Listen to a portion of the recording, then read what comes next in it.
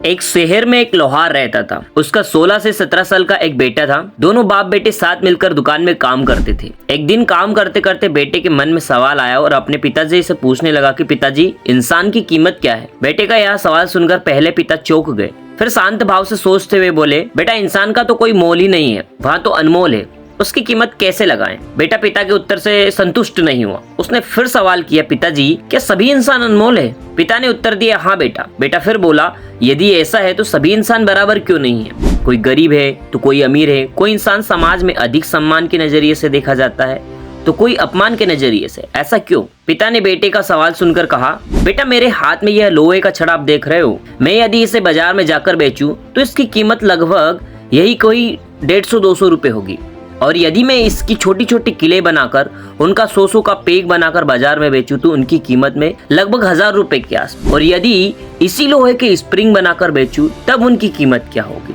अलग अलग तरह के स्प्रिंग की कीमत अलग अलग होगी, मगर लोहे की कीलो से ज्यादा होगी। बिल्कुल ठीक इसी तरह इस लोहे के छड़ से अलग अलग वस्तुएं बनाकर बेचूं तो उनकी सबकी कीमत अलग अलग होगी। यही बात इंसान पर भी लागू होती है। इंसान जो भी करता है, जीवन में जैसी भी शिक्षा प्राप्त करता है, जैसे गुणों का विकास करता है और स्वयं को उनके अनुसार ढालकर जो बन जाता है, वही उसकी कीमत होती है। इसीलिए तुम समाज में गरीब इंसान को देखते हो, कुछ को अधिक सम्मानित देखते हो तो कुछ को कम। यदि तुम्हें अपनी कीमत बढ़ानी है तो खुद के गुणों को निखारो और उनकी नजर में अमूल्य बन जाओ। मोरल ऑफ स्टोरी की आपके गुण ही आपका मोल निर्धारित करते हैं, इसीलिए गुणों को निखारो।